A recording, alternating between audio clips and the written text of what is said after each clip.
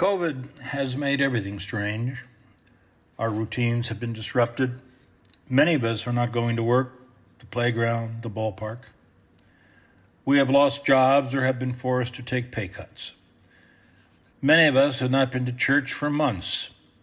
Some poor souls have been left to die alone in hospitals because of fear of the disease, and their families have been forbidden to be with them for comfort or to grieve together. In such hard times, it is natural to take a look at our priorities. Do we prioritize differently now because of change in circumstances? Has the change in circumstances revealed to us that our priorities were previously askew? It seems that the virus has made concern with our health much more urgent than it was before the outbreak of COVID. The effects of our new priorities are visible everywhere, codified in the new labels essential and non-essential. Maybe the starkest example for us is the disorienting classification of in-person worship as non-essential.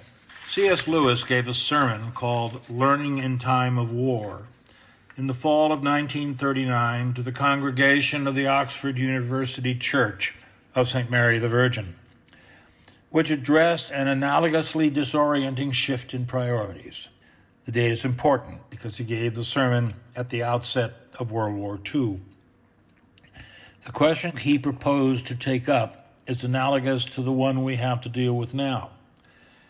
What use is it to study, that is, to carry on with an activity that seems at best not a matter of urgency, and at worst a costly and distracting luxury during wartime? After all, academic study, especially the sorts of studies that Lewis was most familiar with, the study of liberal arts and humanities, is one of those higher goods of the soul that is almost never a matter of urgency and is always vulnerable to getting bumped down the list of priorities when life and limb are at stake. What is exaggerated? Our perception of the importance of death. War changes our perspective by bringing what is potentially very far from us, potentially very close to us. So does a pandemic. But the relative proximity of a thing does not radically change its nature. War and disease do not change whether we are going to die. They only change when we might die. Without the threat of imminent death, we can dilute ourselves into thinking that death is not going to happen, or we can simply neglect to think about death at all. If death decades away, it is not urgent. It is potentially only 2 weeks away, then all of a sudden death becomes an urgent concern for us. The question is, does that make sense? After all, viewed from the standpoint of the lifespan of nations or civilizations or species or the earth itself, the difference between 2 weeks and a few decades vanishes into nothing. I say this not to frighten, but rather to embolden. If anything is worth doing outside of COVID time, it is still worth doing in COVID time.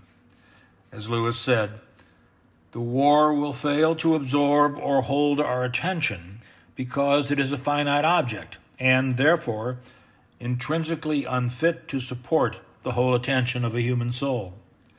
The same can be said of disease.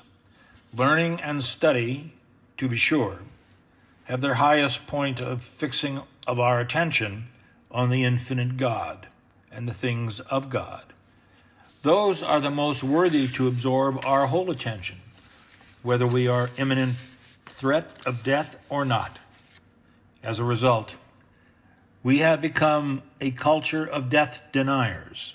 You can see this everywhere. Whereas we used to put our churches in the middle of our towns and our graveyards right next to our churches, we now bury our dead in enormous graveyards far from the center of our lives. We color our hair, trying to eliminate signs of aging from our bodies.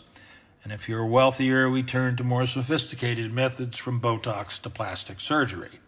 War or disease really exaggerates what is already the human condition, a condition that we normally succeed in not thinking too much about.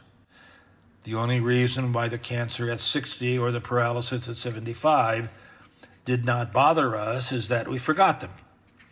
War makes death real to us, and what could have been regarded as one of its blessings by most of the great Christians of the past, they thought it good to be always aware of our mortality.